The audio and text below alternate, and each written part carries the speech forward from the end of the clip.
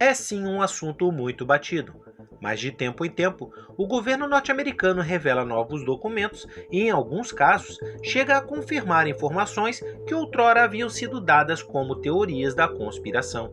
Neste vídeo, falaremos sobre as últimas informações reveladas acerca deste território e refletiremos com você sobre o que cada teoria pode significar se olharmos a partir da ótica de um cético.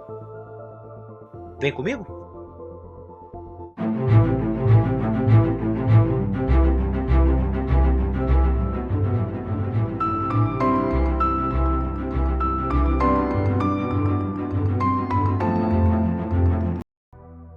Primeiro, vamos nos situar no mapa. A Área 51 está localizada no deserto de Nevada, nos Estados Unidos, mais especificamente ao sul do estado, a menos de 200 quilômetros de Las Vegas. A base tem uma área com aproximadamente 13 mil quilômetros quadrados de terreno desértico. A localização remota é uma das razões pelas quais a Área 51 foi escolhida como um local para atividades altamente secretas e experimentais.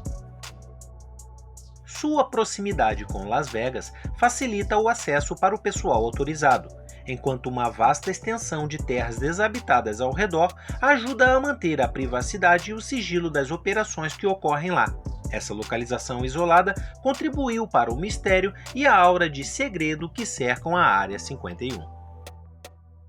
A base foi fundada oficialmente em 1955 pela Força Aérea dos Estados Unidos, mas há rumores de que a CIA utilizava as instalações desde a década de 40, quando testes com a bomba atômica foram feitos no deserto do estado.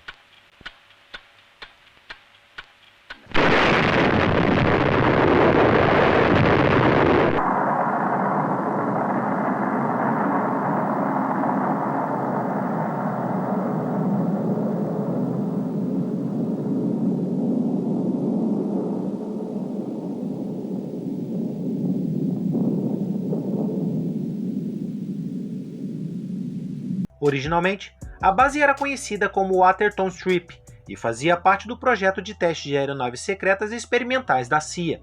O local foi escolhido pelo terreno desértico, que proporcionou o isolamento necessário para testes sigilosos.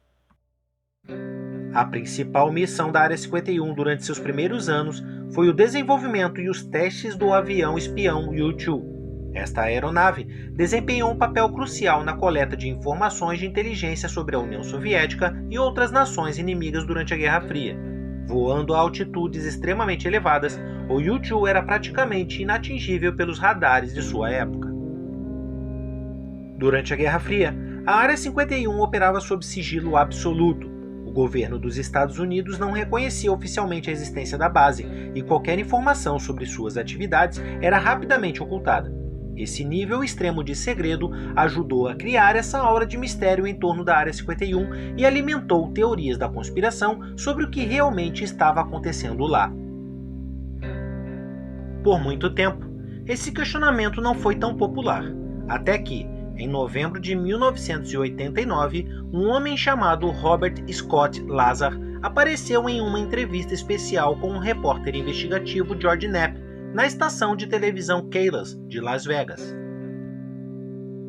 Mais conhecido como Bob Lazar, é um físico norte-americano que se notabilizou pela polêmica causada nas discussões sobre OVNIs na Área 51. Lazar alega ter trabalhado de 1988 a 1989 como físico em uma área chamada S4, localizada perto de Groom Lake, Nevada, próximo à Área 51. Segundo ele, a S4 servia como um esconderijo militar para o estudo de discos voadores extraterrestres. O físico afirma ter visto 9 discos diferentes e também fornece detalhes sobre o modo de propulsão das aeronaves. Bob Lazar diz ter sido designado ao trabalho na S4 pelo Dr. Edward Teller. Sua tarefa consistia na investigação científica do sistema de propulsão de uma das 9 aeronaves. Em seu testemunho gravado, recorda-se que quando viu as aeronaves pela primeira vez, achou que elas fossem terrestres e das quais deveriam ter sido responsáveis por muitos alertas OVNIs relatados na época, mas que aos poucos concluiu que elas eram de origem extraterrestre. Para a propulsão desses veículos espaciais, Lazar explica que o elemento atômico 115, denominado cientificamente como moscóvio, servia de combustível nuclear. Em sua experiência, o elemento 115 providenciou uma fonte de energia que produzia a antigravidade. O efeito resultante seria a distorção do campo gravitacional circundante. O veículo produzindo tal distorção poderia alterar a sua própria relação com o espaço ao seu redor, permitindo encurtar a distância entre ele próprio e o destino mapeado. O curioso dessa história é que, na época, os cientistas convencionais desdenharam de Lazar, porque esse tal elemento 115 não existia, sendo descoberto apenas em 2003. Foi só em 2004 que um time de cientistas russos e americanos tiveram sucesso na produção do elemento 115 como um isótopo instável, confirmando a existência do tal átomo. Em 1989, Lazar indicou que estoques do desconhecido elemento foram um presente de uma civilização extraterrestre para ser usado como combustível em nossos próprios veículos espaciais. Por muito tempo, o governo negou a própria existência da Área 51, mas em 2013, a Lei de Liberdade da Informação forçou a CIA a reconhecer oficialmente que a Área 51 era real. Para muitos, o reconhecimento do governo sobre a existência da base transformou Bob Lazar em um traidor, já para outros, em um herói pioneiro na investigação OVNI.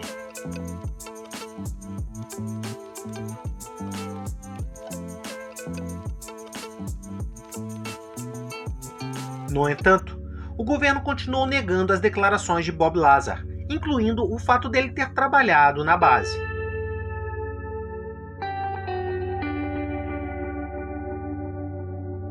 Bob ainda estava sozinho neste debate.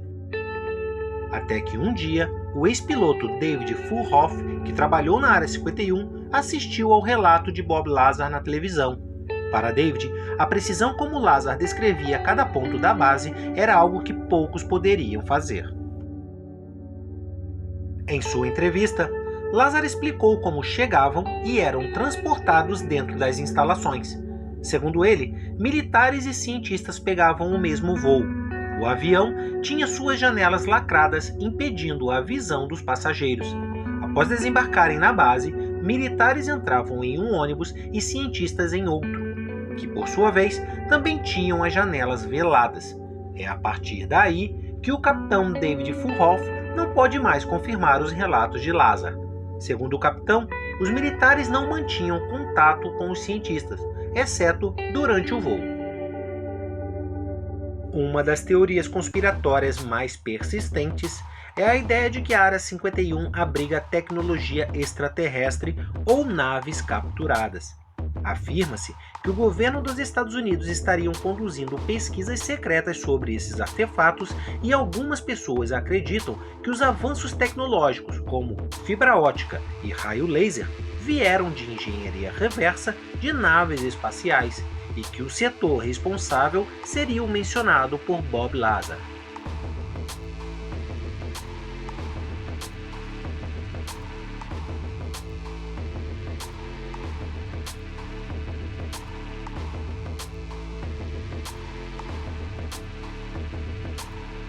Outros teorizam que a Área 51 está envolvida em experimentos de engenharia genética e biologia avançada, incluindo a criação de seres humanos modificados ou híbridos humano-alienígena.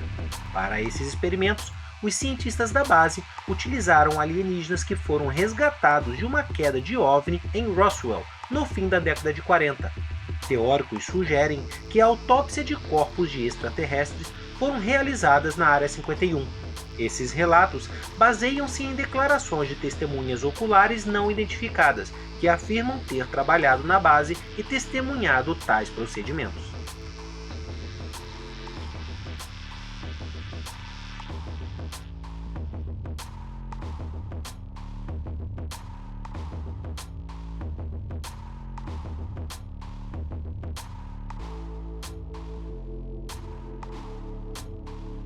Algumas dessas testemunhas também dizem que seres extraterrestres estariam sendo mantidos em cativeiro, sendo interrogados por cientistas e autoridades governamentais, a fim de aprenderem sobre seu avanço tecnológico.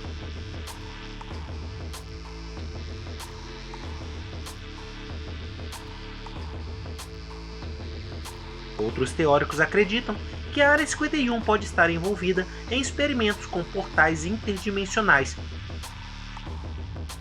permitindo viagens no tempo e até mesmo acesso a universos paralelos.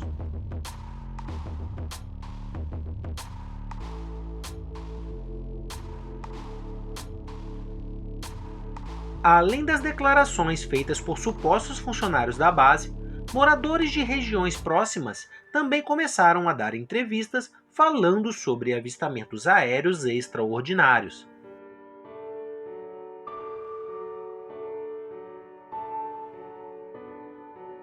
Rachel é a cidade mais próxima da Área 51. Fica a menos de 40 quilômetros dos limites permitidos ao público. De acordo com o censo de 2020, tem uma população de 48 pessoas. É conhecida pelo alto índice de avistamentos OVNI e é muito procurada por turistas como ponto de encontro, na esperança de viverem seu próprio contato, seja ele de primeiro, segundo ou até mesmo de terceiro grau. Em 2019, um grupo se mobilizou nas redes sociais e organizou uma invasão à área restrita. O local escolhido como ponto de encontro foi a pacata Rachel. O protesto contou com a participação de centenas de pessoas, mas a invasão não aconteceu. Mas então, a Área 51 abriga ou não abriga alienígenas e naves extraterrestres? Bom, vamos aos fatos. A Área 51 é uma base militar restrita. Mas qual base militar não é? Toda a área militar é restrita ao acesso a pessoas não autorizadas, não somente a Área 51. Outro fato diz respeito ao seu sigilo. Muitos países possuem instalações militares sigilosas, não apenas o norte-americano, mas o próprio governo afirma que a base foi responsável pelo desenvolvimento de aeronaves de espionagem. E se desenvolviam tecnologia espiã, nada mais óbvio que fosse mantida em segredo. Muitas aeronaves hoje conhecidas foram desenvolvidas sob extremo sigilo na Área 51.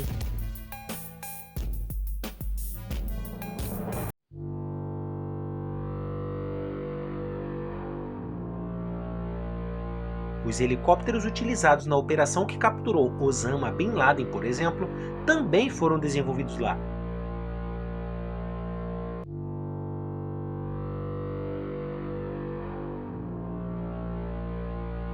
Trata-se de equipamento ultramoderno capaz de se tornar invisível a radares. Na operação em questão, um dos helicópteros teve de fazer um pouso forçado após perder a estabilidade ao ser atingido por uma rajada de vento.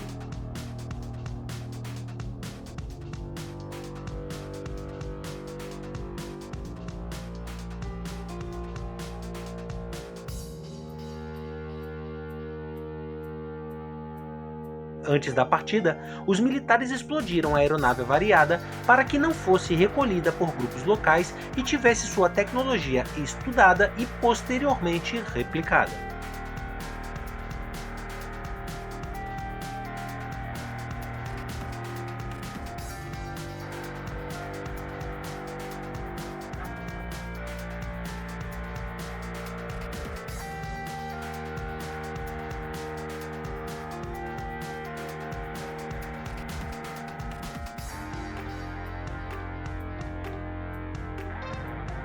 E sobre as declarações de Robert Lazar?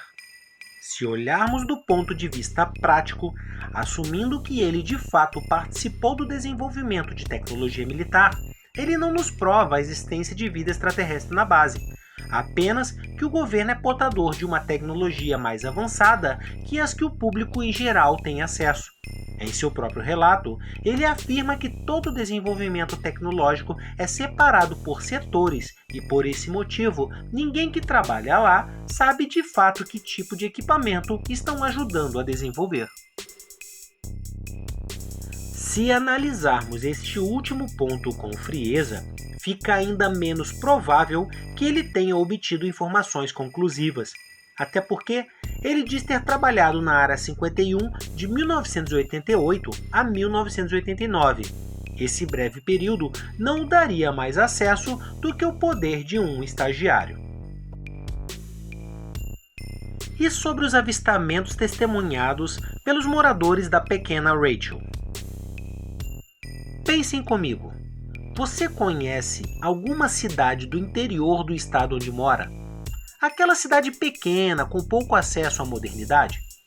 Bem, hoje em dia, com o auxílio da internet, por menor e menos avançada que a cidade seja, informação já não é uma barreira. Mas imagine uma cidade destas na década de 50 e 60. Imagine o seguinte cenário. Moradores de uma pequenina cidade começam a ouvir barulhos estranhos, avistando luzes que se deslocam a velocidades absurdas para sua época, e talvez até enxergando com clareza aeronaves com formatos nunca antes vistos.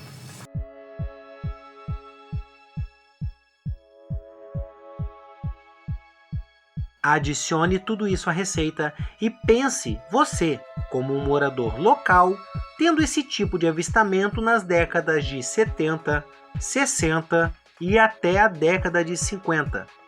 O que poderia imaginar que essas luzes representariam? E se por um acaso uma destas aeronaves apresentasse uma falha mecânica? Como estavam sendo testadas, é comum que problemas como estes ocorram. Roswell, local onde ocorreu a queda de um OVNI em 1947, fica a menos de 1.000 quilômetros de distância em uma linha reta. Uma aeronave supersônica experimental pode ter sido a responsável pelo incidente mais famoso da investigação OVNI. Na época, moradores da cidade alegaram que os militares resgataram 2 ocupantes. O governo alegou que o OVNI não passava de um balão meteorológico.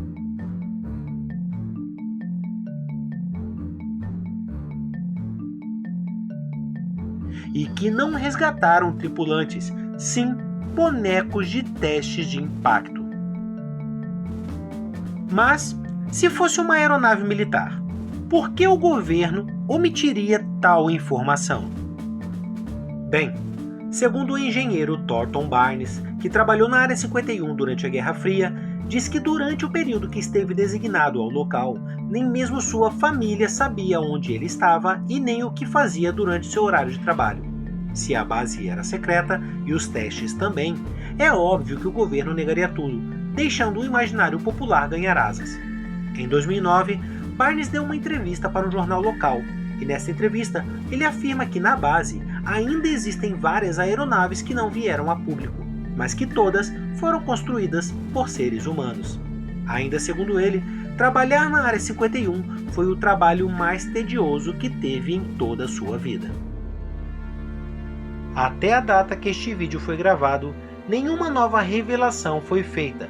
Somos obrigados, então, a fazer deduções com base nas informações disponíveis e em nossa imaginação.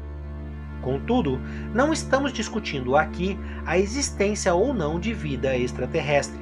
Estamos tratando apenas dos mistérios que cercam a Área 51. O que você acha? Que a base militar abriga tecnologia extraterrestre ou que, assim como muitas outras, não passa de um território fortemente protegido para o desenvolvimento de armas secretas? Comente a sua conclusão e até a próxima!